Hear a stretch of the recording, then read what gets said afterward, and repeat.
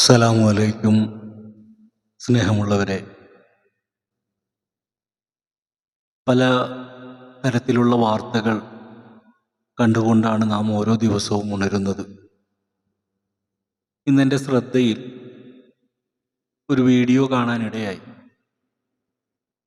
കുറേ വർഷങ്ങളായിട്ട് പലരും പല രീതിയിലൊക്കെ പറഞ്ഞു പോകുന്നുണ്ടെങ്കിലും അതൊന്നും അത്ര വലിയ പ്രാധാന്യം കൊടുക്കാറില്ല. കാരണം വിമർശനം സ്വാഭാവികമാണ്. എങ്കിൽ പരിഹാസം എന്നുള്ളത് അത് സ്വാഭാവികമല്ല. അത് ഓരോ വ്യക്തികളുടെ അനുസരിച്ചു കൊണ്ടുണ്ടാകുന്ന ഒരു പ്രക്രിയയാണ്. ഇത്തരം ആളുകൾ പരിഹാസികളായിട്ട് ജന്മമുണ്ടാകുന്ന കുറേ ജന്മങ്ങൾ. സത്യത്തിൽ ഇവർക്ക് ഒന്നും അറിയില്ല, ഇവരൊന്നും കണ്ടിട്ടുമില്ല. കേൾക്കുന്ന കാര്യങ്ങളൊക്കെ അവര് ഒരു അതിശയത്തോടു കൂടി ജനങ്ങളിലേക്ക് പരിഹാസ രൂപേണ അവതരിപ്പിച്ചു കൊടുക്കുന്ന ഒരു രീതി, അത് കാണാനും അതിന് കമൻ്റ് ഇടാനും മറ്റൊരു പരിഹാസക്കൂട്ടങ്ങൾ ഈ ലോകത്തുള്ളത് കൊണ്ടിട്ട് അവരുടെ ചാനലുകൾ നല്ല രീതിയിലൊക്കെ മുന്നേറി പോകുന്നുണ്ട്.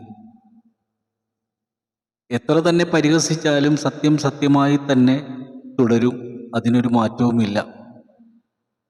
ഈ ലോകം തുടങ്ങിയ കാലം മുതലുള്ള ചരിത്രങ്ങൾ ഇന്നും മനസ്സിലാക്കുന്നവർ മനസ്സിലാക്കിയും അല്ലാത്തവർ അത് തിരുത്തിയും ഒക്കെ പോകാൻ ശ്രമിച്ചിട്ടും തിരുത്തപ്പെടാൻ കഴിയാത്ത രീതിയിൽ ഉറച്ചുപോയ കുറേ നല്ല ജന്മങ്ങളുണ്ട്. ആ നല്ല ജന്മങ്ങളെ സ്മരിച്ചുകൊണ്ട് ജീവിക്കുന്ന നല്ല മനുഷ്യരുമുണ്ട്.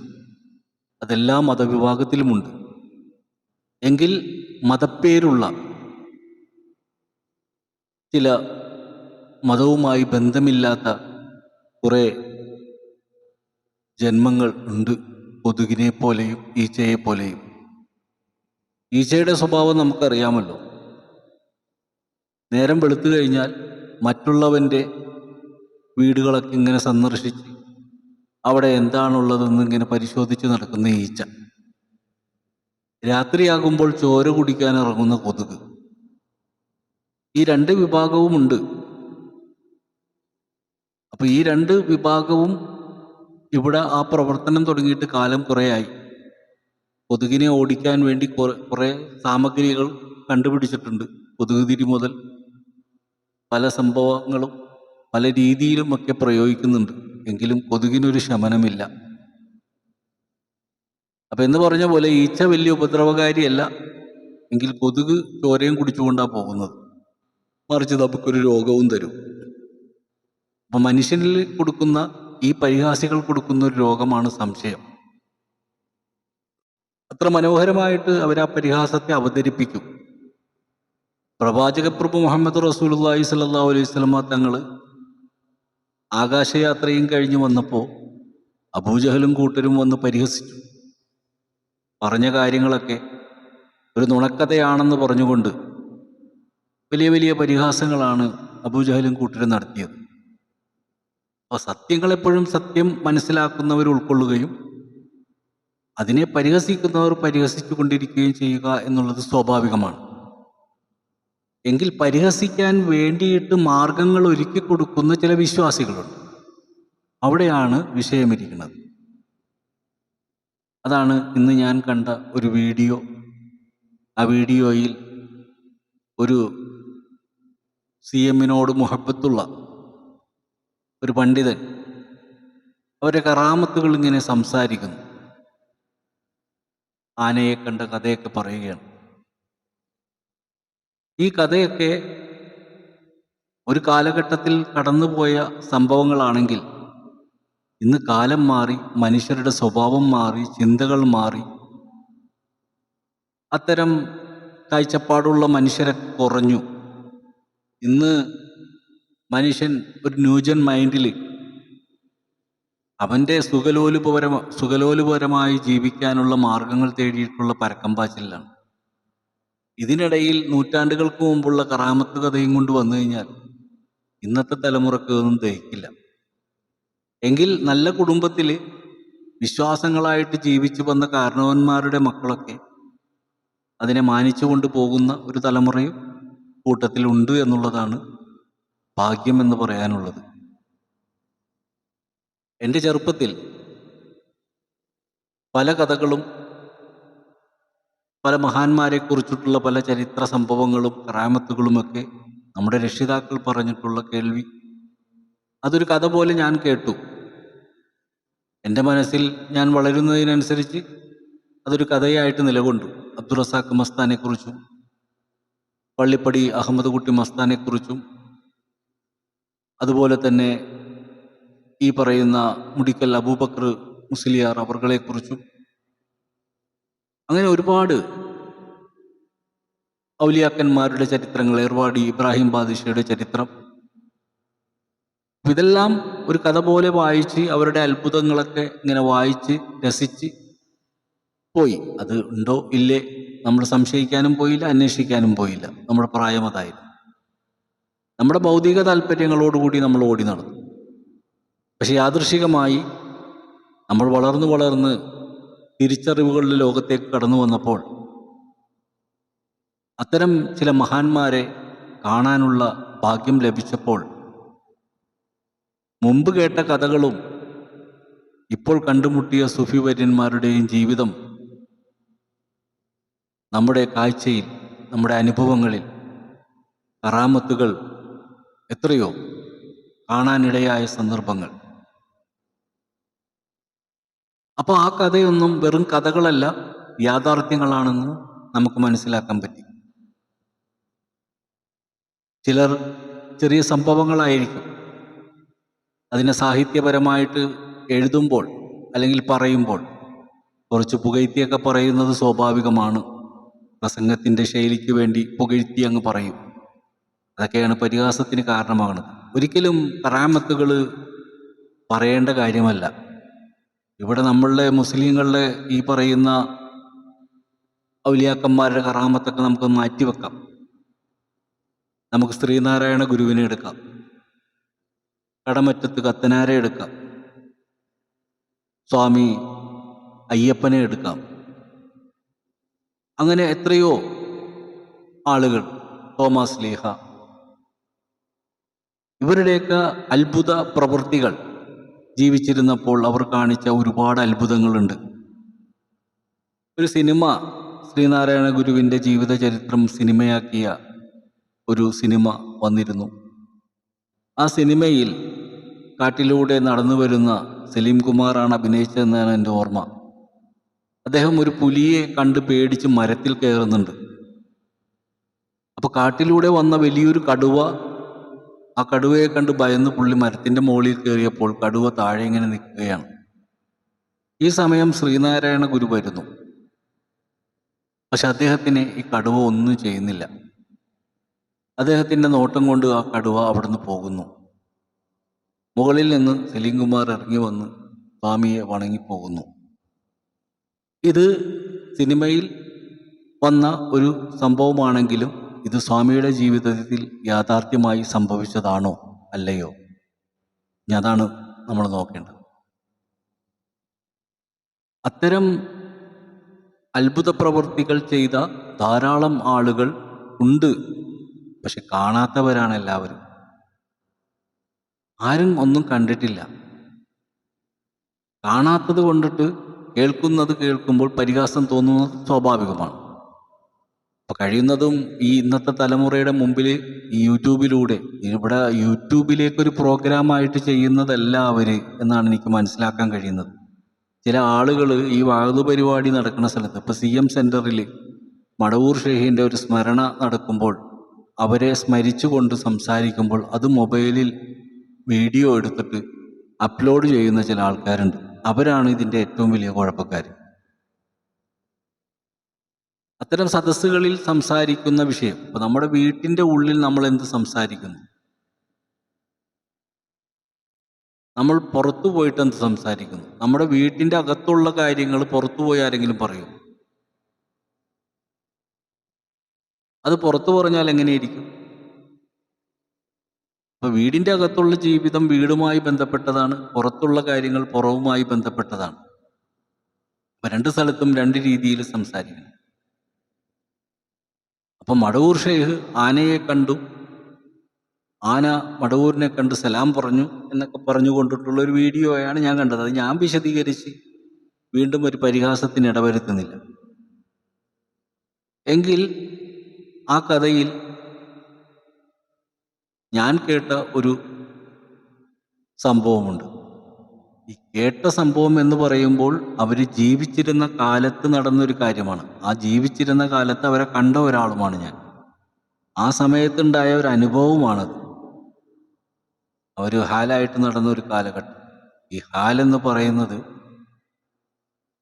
ഇപ്പം നമ്മളൊക്കെ ശരിക്കും പറഞ്ഞു കഴിഞ്ഞാൽ നമ്മൾ ഹാലാകാറുണ്ട് പല രീതിയിൽ.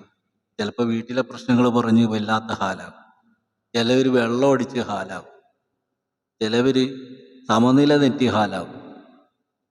അള്ളാഹുവിനോടുള്ള മുഹബത്ത് കൊണ്ടിട്ട് മറ്റെല്ലാം ത്യജിച്ച് അള്ളാഹുവിനോടുള്ള ആ ഒരു മുഹബത്തിൽ ലയിച്ചങ്ങനെ യാത്ര ചെയ്യുന്ന ഒരു വിഭാഗം ആളുകളുണ്ട്. അങ്ങനത്തെ എല്ലാവരുമല്ല, സൂഫികളിൽ എല്ലാവരും ഇങ്ങനെ ഭ്രാന്തന്മാരെ പോലെ നടന്നവരല്ല. ചിലർക്ക് അങ്ങനത്തെ ഒരു അവസ്ഥ വരും. അപ്പോൾ അങ്ങനെയുള്ള ഒരവസ്ഥയിൽ സഞ്ചരിക്കുന്ന സന്ദർഭത്തിൽ ഉണ്ടായ ഒരു കഥ എന്ന് പറയുമ്പോൾ നടന്ന സംഭവം പിന്നീട് കഥയായിട്ട് നമ്മൾ കേൾക്കുന്നു. അപ്പോൾ അത് യാഥാർത്ഥ്യമായ ഒരു സംഭവമാണ്. പക്ഷെ അദ്ദേഹം പ്രസംഗിച്ചപ്പോൾ കുറച്ച് അതിനൊരു പൊലിമ, ഒരു എന്താ പറയുക, കുറച്ച് ഭംഗിയൊക്കെ കൂട്ടി അങ്ങ് സംസാരിച്ചു എന്ന് മാത്രമേ ഉള്ളൂ. അത് പല പണ്ഡിതന്മാരും പ്രസംഗിക്കുമ്പോൾ ഈ കറാമത്തുകൾ, കഴിയുന്നതും കറാമത്തുകൾ സംസാരിക്കാതിരിക്കുക, അത് സ്വയം അറിഞ്ഞ് മനസ്സിലാക്കേണ്ട കാര്യങ്ങളാണ്. ഇപ്പോൾ പ്രേതമുണ്ടെന്നൊക്കെ പറയുന്നുണ്ട്. നമ്മൾ ആരെങ്കിലും പ്രേതത്തിനെ കണ്ടിട്ടുണ്ടോ? എന്നാൽ കണ്ടു എന്ന് പറയുന്ന ആൾക്കാരും ഉണ്ട് ഈ നാട്ടിൽ. അപ്പോൾ ഒരാൾ വന്നിട്ട് നമ്മളോട് ഞാനൊരു പ്രേതത്തിനെ കണ്ടു എന്ന് പറഞ്ഞാൽ നമ്മൾ വിശ്വസിക്കുമോ? നമ്മൾ തന്നെ കാണണം, എങ്കിലേ നമുക്ക് വിശ്വസിക്കാൻ പറ്റുള്ളൂ. നമുക്ക് കാണാത്തിടത്തോളം കാലം അവൻ പറഞ്ഞത് വട്ടാണ്, അല്ലെങ്കിൽ അവർക്ക് തോന്നിയതാണെന്നൊക്കെ നമ്മൾ പറയും. അപ്പോൾ സ്വന്തമായ ഒരു അനുഭവത്തിൽ നിന്ന് മാത്രം മനസ്സിലാകുന്നൊരു വിഷയമാണ് കറാമത്ത് എന്നുള്ളത്. അതുകൊണ്ട് എല്ലാ പണ്ഡിതന്മാരോടുമുള്ള ഒരപേക്ഷയാണ്, ദയവ് ചെയ്ത് നിങ്ങളുടെ സദസ്സുകളിൽ നിങ്ങൾ ആ സ്മരണ നടത്തുമ്പോൾ അവിടെ നടക്കുന്ന പരിപാടി മൊബൈലിൽ എടുക്കുന്നുണ്ടോ എന്നുള്ളത് വാളണ്ടിയർമാരെ കൊണ്ട് ചെക്ക് ചെയ്യിപ്പിച്ച് അത് ഇല്ലാതെയാക്കണം. ഇല്ലെങ്കിൽ ഇതുപോലെയുള്ള പരിഹാസം, അതായത് മടവൂർ ഷെയ്ഖിനെ പരിഹസിക്കാൻ നിങ്ങളൊരു കാരണമാകണേ. അപ്പോൾ നമ്മളായിട്ട് എന്തിനാണ് പരിഹസിക്കാൻ വഴി തുറന്നു കൊടുക്കുന്നത്? എൻ്റെ ഒരു സുഹൃത്ത്, അദ്ദേഹത്തിൻ്റെ കാറിൻ്റെ മുകളിൽ എഴുതി വെച്ചിരിക്കുന്ന പേര് CM മടവൂർ. ഞാൻ അദ്ദേഹത്തിനോട് ചോദിച്ചു, ഇതെന്താണ് ഇങ്ങനെ പേരെഴുതി വെച്ചിരിക്കുന്നത്? എൻ്റെ ചോദ്യം കേട്ടപ്പോൾ അവൻ കരുതി ഞാനേതോ മുജാഹിദോ ജമാഅത്ത് ഇസ്ലാമിയാണോ. അവൻ പറഞ്ഞു, അത് ഞാനങ്ങനെ എഴുതിയതാണ്. അല്ല, അങ്ങനെ എഴുതാനുള്ള കാരണം എന്താണ്? അത് കാലിക്കറ്റിലുള്ള ഒരു സൂഫി വര്യനാണ്, അദ്ദേഹം ഒരു സാധാരണ വ്യക്തിയല്ല. അപ്പം ഞാൻ കണ്ട ആളാണ്, എനിക്കറിയില്ല ഞാൻ കണ്ടതാണെന്ന്. അങ്ങനെ സംസാരിച്ച് വന്നപ്പോൾ ഞാൻ അദ്ദേഹത്തിനോട് പറഞ്ഞു, ഈ മടവൂർ ഷെയ്ഖിനെ നിങ്ങൾ കണ്ടിട്ടുണ്ടോ? ഇല്ല. അവരെക്കുറിച്ച് ഒരുപാട് കേട്ടിട്ടുണ്ട്, അവരുടെ ദർഗയിൽ പോയിട്ടുണ്ട്, സിയാറത്ത് ചെയ്തിട്ടുണ്ട്. അവരോടുള്ള മുഹബത്ത് കൊണ്ട് ഞാൻ ആ പേരിട്ടതാണ്. നിങ്ങൾ ഓടിക്കുന്നത് ഒരു ടാക്സി അല്ലേ? ഈ ടാക്സിയിൽ ആരൊക്കെ കയറും? കള്ളുപിടിയും കയറും, പെണ്ണുപിടിയും കയറും, നല്ല ആളുകൾ കയറും, പലതരത്തിലുള്ള ആൾക്കാർ, പല വിശ്വാസികൾ കയറും. ഇത്തരം ഒരു പേരെഴുതി വെച്ച് കഴിഞ്ഞാൽ ഒരു അവിശ്വാസി, ആ CM വലിയുല്ലാഹിയെ പരിഹസിക്കുന്ന ഒരു അവിശ്വാസി നിങ്ങളോട് ആ പേരുമായി ബന്ധപ്പെട്ടൊരു തർക്കം നടത്തേണ്ടി വന്നാൽ നിങ്ങളുടെ മനസ്സാണ് വേദനിക്കുന്നത്. അപ്പം നിങ്ങളുടെ മനസ്സ് വേദനിക്കാനും അവരെ പരിഹസിക്കാനും നിങ്ങളെന്തിനാണ് ഒരു കാരണക്കാരനാകുന്നത്? അത് നിങ്ങളുടെ മനസ്സിൻ്റെ ഉള്ളിലിരിക്കട്ടെ. അതുകൊണ്ട് ആ പേരവിടെ നിർത്തി കളയാൻ പറഞ്ഞു. വണ്ടിയുമേയും വീടിൻ്റെ പുറത്തൊക്കെ എഴുതി വെച്ചിട്ട് കാര്യമില്ല, നമ്മുടെ മനസ്സിൻ്റെ ഉള്ളിലാണ് എഴുതേണ്ടത്.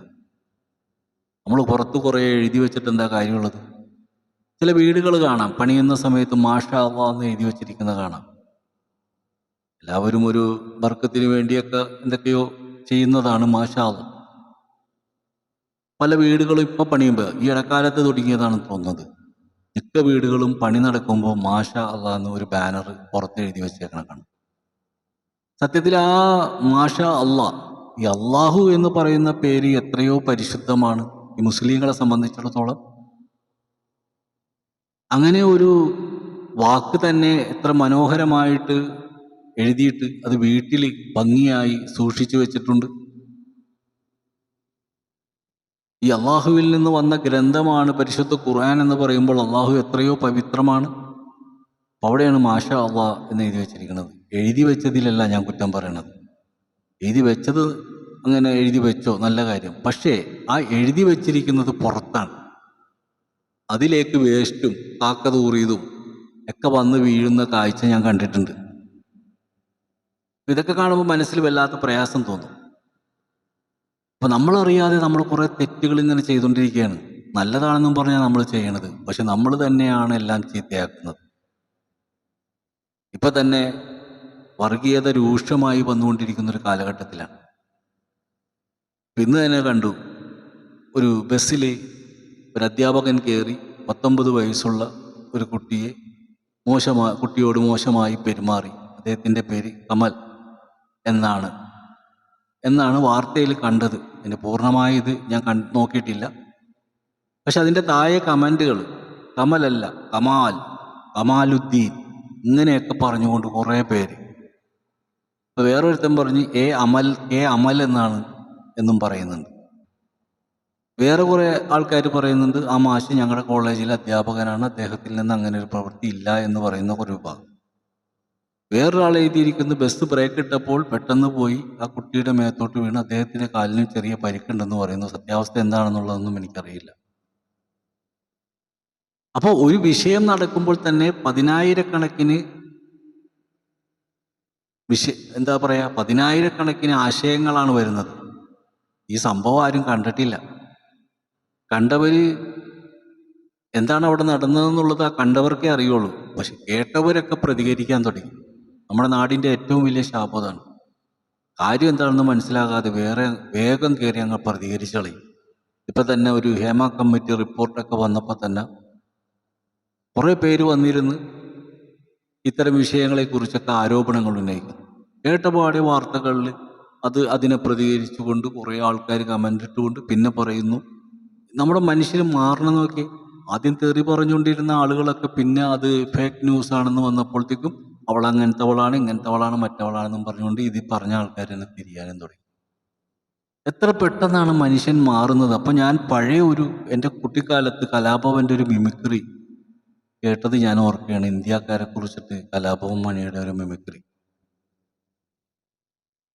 എല്ലാ രാജ്യക്കാരും ഒരുമിച്ച് കൂടി അവരവർ കണ്ടുപിടിച്ച ഓരോ വസ്തുക്കളെക്കുറിച്ച് പറയുന്നു. ഓരോ രാജ്യങ്ങളും അവർ കണ്ടുപിടിച്ച ഓരോ സംഭവങ്ങളും പറയുകയാണ്. റോക്കറ്റ് കണ്ടുപിടിച്ചത്, ചീനച്ചട്ടി കണ്ടുപിടിച്ചത്, അങ്ങനെ പലതും ഒക്കെ പറയുകയാണ്. അപ്പോൾ എല്ലാം കഴിഞ്ഞ് ഇന്ത്യക്കാരൻ്റെ ഊഴം വന്നപ്പോൾ ഇന്ത്യക്കാരൻ എന്താ കണ്ടുപിടിച്ചതെന്ന് ചോദിച്ചപ്പോൾ എല്ലാവരുടെയും മുമ്പിലൊന്നും ടോപ്പിലെത്തണം എന്നാണ്. അതാണല്ലോ നമ്മുടെയൊക്കെ സ്വഭാവം. എല്ലാത്തിൻ്റെ മുകളിൽ ഞാനാകണം. അതാണ് ഇവിടുന്ന് ഏറ്റവും വലിയ തർക്കത്തിൻ്റെ കാരണം. ആരും തോക്കാൻ തയ്യാറല്ല, അറിയാനും തയ്യാറല്ല, ജയിച്ചേ പറ്റുള്ളൂ. അപ്പോൾ ഇന്ത്യക്കാരൻ അവരോട് പറഞ്ഞു, ഇന്ത്യക്കാരൊക്കെ മൂക്കിലൂടെയാണ് ഭക്ഷണം കഴിക്കുന്നത്. ഇത് കേട്ട് എല്ലാവരും ഞെട്ടി. മൂക്കിലൂടെയോ? അതെ, മൂക്കിലൂടെയാണ് ഭക്ഷണം കഴിക്കുന്നത്.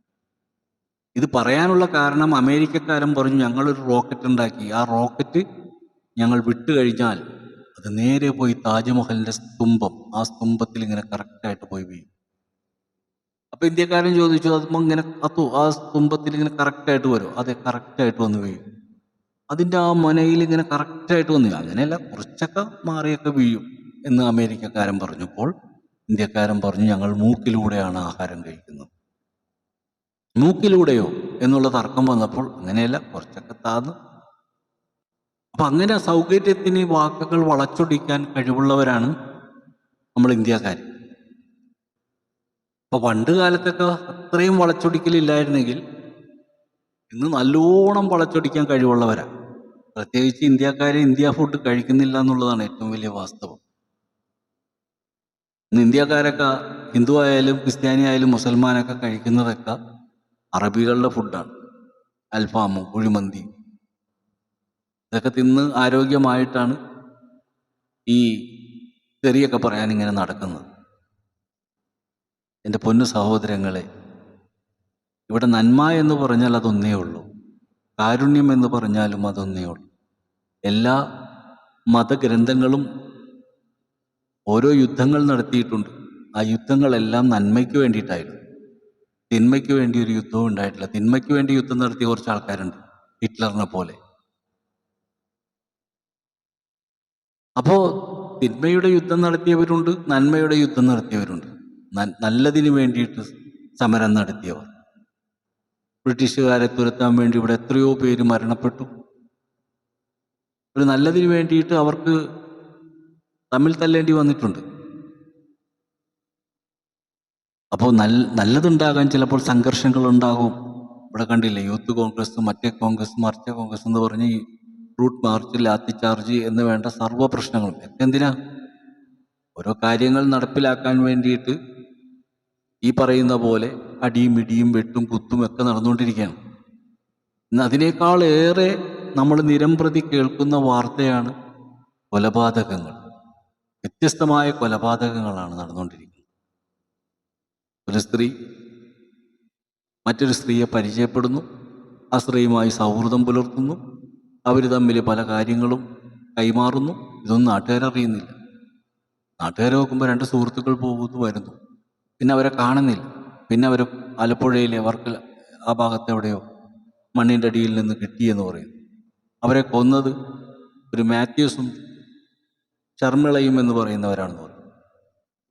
ഇവിടെ ഒരു മുസ്ലിമിൻ്റെ പേര് കാണുമ്പോഴത്തേക്കും ഞാൻ നേരത്തെ പറഞ്ഞ പോലെ ബസ്സിൽ ഒന്ന് ഉണ്ടായ സംഭവത്തെക്കുറിച്ച് പറഞ്ഞപ്പോൾ അത് കമാലല്ല കമാലുദ്ദീൻ എന്നൊക്കെ പറഞ്ഞുകൊണ്ട് ക്രിസ്ത്യൻ പേരുള്ളവർ, ക്രിസ്ത്യാനികളെന്ന് പറയുന്നില്ല, ക്രിസ്ത്യൻ പേര് ഉള്ള ആളുകളുടെ കമൻറ്റുകളാണ് കാണുന്നത്.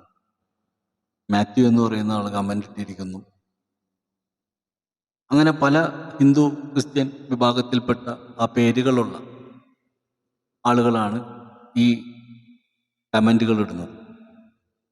അപ്പം ഞാൻ ചോദിക്കുകയാണ്, ഈ മാത്യൂസും ഈ ശർമിളയും ഏത് വിഭാഗത്തിൽപ്പെട്ടതാണ്? അവർ ചെയ്തത് ഭീകരമായൊരു കൊലപാതകമാണ്. അപ്പം എല്ലാ മതപ്പേരിലും ഒരു വൃത്തികെട്ടവൻ ഉണ്ടെങ്കിൽ മതം എന്ത് പിഴച്ചു? ഒരു വൃത്തികെട്ടവൻ, ഒരു സുലൈമാൻ എന്ന് പേരുള്ളവൻ ഒരു വൃത്തികേട് കാണിച്ചാൽ മുസ്ലിങ്ങളെല്ലാം ചീത്തയാണോ? ഒരു മാത്യു എന്ന് പേരുള്ളവൻ പോയി കുഴപ്പം കാണിച്ചു കഴിഞ്ഞാൽ ക്രിസ്ത്യാനികളെല്ലാം ചീത്തയാണോ?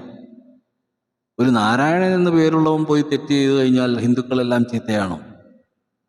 ഇന്ന് നമ്മളുടെ സോഷ്യൽ മീഡിയ മൊത്തം ഇങ്ങനെ എന്തെങ്കിലും ഒരു പേര് കണ്ടാൽ അതിമ പിടിച്ച് തൂങ്ങി അതൊരു വലിയ വിപ്ലവമാക്കി മാറ്റി എത്രയൊക്കെ കരിവാരി തേക്കാൻ പറ്റും അത്രയൊക്കെ കരിവാരി തേച്ച് വികൃതമാക്കുന്ന ഒരവസ്ഥയാണെന്നുള്ളത്. അപ്പം ഞാനിതെല്ലാം പറഞ്ഞു വന്നത് എന്താണെന്ന് വെച്ചാൽ, മഹാനായ CM വലിയുല്ലാഹി അസീസ് അവർകൾ, അവരെ കണ്ട ഒരാളാണ് ഞാൻ. അവർ ജീവിച്ചിരുന്നപ്പോൾ അവിടെ ഉണ്ടായ ഓരോ സംഭവങ്ങളും വളരെ വിലപ്പെട്ടതാണ്. അവരെ തിരിച്ചറിയാൻ സമയമെടുത്തു. അവരെന്താണ് ഏതാണ് എന്നൊക്കെ തിരിച്ചറിയാൻ ഒരുപാട് അനുഭവങ്ങളിലൂടെയാണ് പലരും തിരിച്ചറിഞ്ഞത്. അത്തരം അവരുടെ അവസാനിക്കാത്ത കഥകളുണ്ട്. അത് പുസ്തകമായിട്ട് തന്നെ ഇറങ്ങിയിട്ടുണ്ട്. ഇതൊന്നും വെറുതെ ഒരു കെട്ടുകഥയല്ല.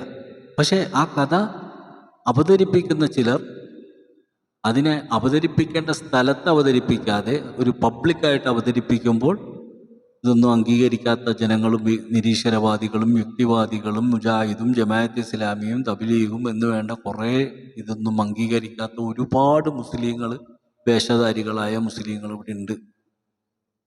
അപ്പം അവരൊക്കെ ഇതൊക്കെ ഹൈന്ദവ ആചാരപ്രകാരമുള്ള കർമ്മമാണെന്നും പറഞ്ഞ് ഈ വിശ്വാസികളെയൊക്കെ മൂലക്ക് തള്ളുമ്പോൾ ഇവർ കാട്ടിക്കൂട്ടുന്ന തോന്നിവാസങ്ങൾ ഇന്ന് നോക്കി. ഇന്ന് മുസ്ലിങ്ങൾ കിടന്ന്, നല്ല മുസ്ലിങ്ങളൊക്കെ കിടന്ന് പെടാപ്പാട് പെടുകയാണ്. പള്ളിയിൽ വെച്ച് കല്യാണം നടത്താൻ ശ്രമിക്കുന്നു, സൗഹൃദമുണ്ടാക്കാൻ കിടന്ന് പാടുപെടുകയാണ്. എന്താ കാരണം?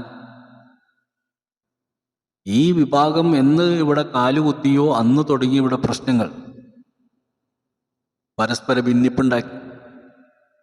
ഇസ്ലാം എന്ന് പറഞ്ഞാൽ അള്ളാഹുവിനെ മാത്രം വിശ്വസിക്കലാണ് എന്ന് പറഞ്ഞുകൊണ്ട് ഹിന്ദുക്കളെയും ക്രിസ്ത്യാനികളെയും വേട്ടയാടാൻ തുടങ്ങി. അവരെ വെല്ലുവിളിക്കാൻ തുടങ്ങി. അവർ ചെയ്യുന്ന പ്രവൃത്തികളൊക്കെ കണ്ടുകൊണ്ട് അവർ കാഫിറാണെന്ന് പറഞ്ഞു. ഇതൊക്കെ ആര് പറഞ്ഞു?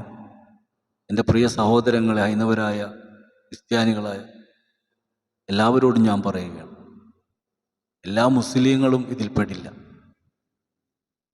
നിങ്ങളെ ആക്ഷേപിക്കുന്ന വിഭാഗത്തിൻ്റെ പേരാണ് നിങ്ങൾ പറയേണ്ടത്, മുസ്ലിം എന്ന് പറയരുത്. ഏത് വിഭാഗമാണ് നിങ്ങളെ പരിഹസിക്കുന്നത് ആ വിഭാഗത്തിന് എടുത്തു പറഞ്ഞാൽ വലിയ ഉപകാരമായിരിക്കും. ഇത് മുജാഹിദാണെങ്കിൽ മുജാഹിദ് എന്ന് പറയണം, ജമാഅത്ത് ഇസ്ലാമി ആണെങ്കിൽ ജമാഅത്ത് ഇസ്ലാമി എന്ന് പറയണം, തബ്ലീഗ് ആണെങ്കിൽ തബ്ലീഗ് എന്ന് പറയണം, സുന്നി ആണെങ്കിൽ സുന്നി എന്ന് പറയണം. അല്ലാതെ ഒരു മുസ്ലിമായ ഒരു പേരുള്ള ഒരുത്തം വന്ന് എന്തോ തോന്നിവാസം കാണിച്ചാൽ എല്ലാ മുസ്ലിങ്ങളെയും അടച്ചാക്ഷേപിക്കുന്നത് ശരിയല്ല. ഇവിടെ ക്ഷേത്രങ്ങളുമായി ബന്ധപ്പെട്ടുകൊണ്ട് തന്നെ വളരെ സൗഹാർദ്ദത്തിൽ പോകുന്ന നല്ല മുസ്ലിങ്ങളുണ്ട്, ഒരുപാട് മുസ്ലിങ്ങൾ. എത്രയോ സൗഹൃദത്തിൽ പോകുന്ന ആളുകൾ. ഈ അടുത്ത നബിദിനാഘോഷ പരിപാടിയിൽ സിനിമാ നടനായ കുഞ്ചാക്കോ ബോബൻ സംസാരിച്ച ഒരു വിഷയം, ഇന്ന് സ്ത്രീ സ്വാതന്ത്ര്യത്തെക്കുറിച്ചിട്ട് പറഞ്ഞു. ക്രിസ്ത്യാനികളിൽ ഉള്ള നല്ലൊരു വിഭാഗം ആളുകൾക്കും വിവാഹം കഴിക്കാൻ പറ്റുന്നില്ല. അതിൻ്റെ കാരണം സ്ത്രീധനമാണ്. പ്രവാചകൻ സ്ത്രീകൾക്ക് വലിയൊരു സ്വാതന്ത്ര്യമാണ് കൊടുത്തത്. ഒരു സ്ത്രീയെ വിവാഹം കഴിക്കണമെങ്കിൽ ഇസ്ലാമിൻ്റെ നിയമം എന്താണെന്ന് വെച്ച് കഴിഞ്ഞാൽ സ്ത്രീക്ക് അങ്ങോട്ട് സ്ത്രീധനം കൊടുക്കണമെന്നാണ്, ഇങ്ങോട്ട് വാങ്ങാൻ പാടില്ല. അതാണ് ഇസ്ലാം പഠിപ്പിച്ചത്. പക്ഷേ ഇവിടെ നേരെ മറിച്ചാണ്. കേരളത്തിൽ സ്ത്രീധനം വാങ്ങിച്ചാണ് പലരും വിവാഹം കഴിച്ചിട്ടുള്ളത്. ഇപ്പൊ സ്ത്രീധനം പറയില്ല, നിങ്ങളെന്താ കൊടുക്കണമെന്ന് വെച്ചാൽ കൊടുത്തോ. അതാണ് ബുദ്ധിപരമായൊരു ചോദ്യം. നമ്മുടെ മോക്ക് എന്താ കൊടുക്കണമെന്ന് വെച്ചാൽ കൊടുത്തോ. അപ്പോൾ ആ വാപ്പയും ഉമ്മയും ചിലപ്പോൾ ഒന്നും ഇല്ലാത്തവരായിരിക്കും, എന്നാലും തൻ്റെ മോൾ ഒന്നുമില്ലാതെ ഇറങ്ങിപ്പോകരുതെന്ന് കരുതി വീട് വരെയും ചിലപ്പോൾ ആധാരം വരെയും ബാങ്കിൽ പണയം വെച്ചിട്ട് ഉള്ളതൊക്കെ കൊടുക്കും. ഇവർ ചോദിച്ചിട്ടുമില്ല, ചോദിക്കാതെ അവർ കൊടുത്തിട്ടുമുണ്ട്. തന്ത്രപരമായിട്ടുള്ളൊരു കാര്യം. എങ്കിൽ ഇസ്ലാം പറഞ്ഞത് അതല്ല. ഒരു കുട്ടി, ഒരു ആൺകുട്ടി വിവാഹം കഴിക്കാൻ പ്രായമായാൽ അവനിക്ക് സ്വന്തമായിട്ട് ഒരു വരുമാനവും ഒരു പെണ്ണിനെ പോറ്റാനുള്ള കരുത്തും അവളെ സംരക്ഷിക്കാനുള്ള എല്ലാവിധ കഴിവും അവനിക്കുണ്ടെങ്കിൽ മാത്രം വിവാഹം കഴിച്ചാൽ മതി, അല്ലെങ്കിൽ വിവാഹം കഴിക്കണ്ട. അപ്പോൾ അവൾക്കൊരു വീടും കാര്യമൊക്കെ ഉണ്ടാക്കിയിട്ട് വിവാഹം കഴിച്ചാൽ മതി. അവൾക്ക് അങ്ങോട്ടാണ് സ്ത്രീധനം കൊടുക്കേണ്ടത്. പക്ഷെ ഇവിടെ നേരെ മറിച്ചാ, ഇങ്ങോട്ടാ വാങ്ങണത്. അപ്പോൾ നമ്മൾ കേൾക്കുന്ന കഥയല്ല, പഠിച്ച കഥയല്ല. എല്ലാവരും അവരവരുടെ സൗകര്യത്തിൽ എല്ലാം വളച്ചൊടിച്ച് ജീവിക്കാൻ ശ്രമിക്കുകയാണ്. അപ്പോൾ ആനയെ കണ്ട് മടവൂർ ഓടിയിട്ടില്ല, മടവൂരിനെ കണ്ട് ആനയും ഓടിയിട്ടില്ല. എങ്കിൽ അതിലൊരു കഥയുണ്ട്. അത് ഈ പറഞ്ഞ പോലെയൊന്നുമല്ല, അത് വേറെ രീതിയിലാണ്. അതുകൊണ്ട് അതും പറഞ്ഞുകൊണ്ട് ആരും പരിഹസിക്കണ്ട. നിങ്ങൾ മടവൂരിനെ കണ്ടിട്ടില്ല, നിങ്ങൾ ആരും കണ്ടിട്ടില്ല. നമ്മളൊരാൾ റോട്ടിലൂടെ ഇങ്ങനെ ഭ്രാന്തനെ പോലെ നടക്കണമെന്നുണ്ടെങ്കിൽ അവൻ ഭ്രാന്തനാണെന്ന് നമുക്ക് പറയാം. പക്ഷെ അയാളോട് പോയി സംസാരിച്ച് നോക്കൂ. ഇപ്പോൾ നമ്മൾ തന്നെ യൂട്യൂബിൽ കാണുന്നില്ലേ, ചില മുഷിഞ്ഞ വേഷത്തിൽ നിൽക്കുന്ന ആളെ കാണുമ്പോൾ ചെല്ലുമ്പോൾ അയാൾ അടിപൊളിയായിട്ട് ഇംഗ്ലീഷ് സംസാരിക്കുന്നു. ഏതോ ഒരു രാജ്യത്ത്, ഈ നമ്മുടെ ഇന്ത്യയിൽ തന്നെയാണ്, അവർ പച്ചക്കറി കച്ചവടം നടത്തുന്നു. അവിടെ അവരുടെ പച്ചക്കറി കട പൊളിക്കാനായിട്ട് ഒരു വിഭാഗം ഓഫീസേഴ്സ് വരുന്നു. ആ ഓഫീസേഴ്സിനോട് വളരെ അടിപൊളിയായിട്ട് ഇംഗ്ലീഷിൽ സംസാരിക്കുന്ന ഒരു മുസ്ലിം സ്ത്രീ. അത് കണ്ട് അവർ ഞെട്ടിപ്പോയി. അത്രയും വിദ്യാഭ്യാസം, അവരെക്കാൾ ക്വാളിഫൈഡാണ് ഈ സ്ത്രീ. എന്തുകൊണ്ട് നിങ്ങൾക്ക് നല്ലൊരു ജോലി ചെയ്തുകൂടാ? ഞാൻ മുസ്ലിമായിപ്പോയി, അതാ പറ്റിയത്, അങ്ങനെ ജോലി തരുന്നില്ല. അപ്പം ഇങ്ങനെയൊക്കെ പലതരത്തിലും പല നാട്ടിലും പല രീതിയിലും പ്രയാസങ്ങൾ അനുഭവിക്കുന്നതിൻ്റെ കാരണം ഈ പരിഹാസികളും വർദ്ധിച്ചു. ഇസ്ലാമിനെ ആശയക്കുഴപ്പത്തിലാക്കാനുള്ള വേറൊരു വിഭാഗവും ഇവിടെ ഉടലെടുത്തു എന്നുള്ളതാണ്. പണ്ട് വീടുകൾക്കൊന്നും മതിലുകൾ ഉണ്ടായിരുന്നില്ല. ഒരു വീടിൻ്റെ മുറ്റത്തു കൂടി അപ്പുറത്തെ വീട്ടിലേക്കൊക്കെ കൂടി കടന്ന് പോകുന്ന ഒരു കാലമുണ്ടായിരുന്നു. ഇവിടെ നിന്ന് വെള്ളം ഒഴിച്ചാൽ അപ്പുറത്തെ പറമ്പിൽ കൂടി ഒഴിച്ചാൽ ഇപ്പുറത്തെ പറമ്പിലേക്ക് ഒഴിച്ചാലൊന്നും പ്രശ്നമില്ലാത്തൊരു കാലം. ഇന്ന് അതല്ല. ഇന്നും ആകാശത്തുനിന്ന് വീഴുന്ന മഴത്തുള്ളി നമ്മുടെ വീടിൻ്റെ മുകളിൽ നിന്ന് ഒരല്പം തെറിച്ച് അപ്പുറത്തെ വീട്ടിലേക്ക് തെറിച്ചാൽ അത് കേസ് കൊടുക്കുന്ന ഒരു കാലഘട്ടത്തിലാണ് ജീവിക്കണം. അത്രയും കാലം മാറിപ്പോയി. നമ്മൾ വെള്ളം കോരിയൊന്നും ഒഴിക്കണ്ട. ആകാശത്തു നിന്ന് വരുന്ന വെള്ളം നമ്മുടെ വീടിൻ്റെ ടെറസിൽ വീണിട്ടൊന്ന് തെറിച്ച് അപ്പുറത്തെ പറമ്പിലേക്ക് വീണാൽ അയാൾക്ക് കേസ് കൊടുക്കാം. എൻ്റെ വീട്ടിലേക്ക് അയാളുടെ വീട്ടിൽ നിന്ന് വെള്ളം വരുന്നു. അങ്ങനത്തെ ഒരു കാലഘട്ടത്തിലാണ് നമുക്ക് ജീവിക്കുന്നത്. വളരെ ക്രൂരമായി ചിന്തിക്കുന്ന മനുഷ്യരുണ്ട്. ഇപ്പം ഞാൻ താമസിക്കുന്ന സ്ഥലത്ത് തന്നെ കുറച്ച് പൂച്ചകൾ, നമ്മൾ വളർത്തുന്ന പൂച്ചയല്ല, വന്നു കയറിയ പൂച്ചകളാണ്. അതുങ്ങൾക്ക് നമ്മൾ വേണ്ട രൂപത്തിലുള്ള ആഹാരം കൊടുക്കുന്നു. പൂച്ചകളല്ലേ, അതുങ്ങ ഓരോ വീട്ടിലേക്ക് കൊടുക്കും. അയൽവാസി, ഈ പൂച്ച ഇനി മേലിൽ ഇങ്ങോട്ട് വന്നു പോകരുത്, വന്നാൽ കയ്യും കാലും തല്ലി ഓടിക്കും. എന്താ അവരോട് പറയാ? അത്രയും മനുഷ്യത്വമില്ലാത്ത മനുഷ്യരെയാണ് എനിക്ക് കാണാൻ കഴിയുന്നത്. അപ്പം മനുഷ്യൻ്റെ മനുഷ്യത്വമൊക്കെ നഷ്ടപ്പെട്ടു പോയി. കാരണം ഇന്ന് സൂഫികൾ വളരെ കുറവാണ്, ഇല്ല. ആ സൂഫികളൊക്കെ നല്ല ഇതിലേക്കാണ് മനുഷ്യരെ നയിച്ചത്, നല്ലത് പറഞ്ഞു കൊടുക്കുകയും അവരൊരു കൂട്ടായ്മയോടുകൂടി കൊണ്ടുപോവുകയൊക്കെ ചെയ്തിരുന്നു. ഇന്ന് അങ്ങനെ ആരുമില്ല. പള്ളിയിലെ ആലിമ്യങ്ങളാണെങ്കിൽ അവർക്കും സമയമില്ല. അവരും ഐഫോണും മറ്റുള്ള ഫോണൊക്കെ പിടിച്ച് അവരും പ്രോഗ്രാം കാണുന്ന തിരക്കിലാണ്. ജനങ്ങളിലേക്ക് ഇറങ്ങി വന്ന് സംസാരിക്കാനൊന്നും സമയമില്ല. വല്ല വാഴകാലം ആകുമ്പോൾ കാശ് കിട്ടുമെന്ന് ഓർത്ത് വാഴ് പറയാൻ പോകുന്നവരുണ്ട്. മൗലൂദ് ഉണ്ടെങ്കിൽ മൗലൂദ് നടത്താൻ പോണവരുണ്ട്. റാത്തീബ് നടത്താൻ പോണവരൊക്കെ ഉണ്ട്. എല്ലാം പൈസയുടെ പുറത്തുള്ള കളിയാണ്. അപ്പോൾ എൻ്റെ പ്രോഗ്രാമിൻ്റെ താഴെ ഇന്നൊരാൾ കമൻ്റ് ഇട്ടിരിക്കുന്നു, ഈ സബ്സ്ക്രൈബ് ചെയ്യാൻ പറയുന്നത് നിങ്ങൾ എന്തിനാണ്? സബ്സ്ക്രൈബ് ചെയ്യാൻ പറഞ്ഞത് എന്തിനാണ്? അപ്പം നിങ്ങളും ദീൻ വിറ്റ് കാശ് വാങ്ങണേണെന്ന്. സത്യത്തിൽ അത് കണ്ടപ്പോൾ എനിക്ക് ചിരി വന്നു പോയി. 1,00,000 സബ്സ്ക്രൈബർ ഉണ്ടായാൽ ഈ 1,00,000 പേരും വീഡിയോ കാണും. സബ്സ്ക്രൈബർ കോടികൾ ഉണ്ടായിട്ട് എന്താ കാര്യമുള്ളത്? കാണുന്ന വ്യൂവേഴ്സിനനുസരിച്ചാണ് പൈസ വരുന്നത്. എൻ്റെ ചാനലിൽ ആകെ 2,400 പേരേ ഉള്ളൂ. അപ്പം തന്നെ നിങ്ങൾക്ക് ഊഹിക്കാം ഇതിലിപ്പോൾ എത്ര കാശ് വന്നെന്ന്. ഞാൻ കാശിന് വേണ്ടിയിട്ടല്ല പറഞ്ഞത്.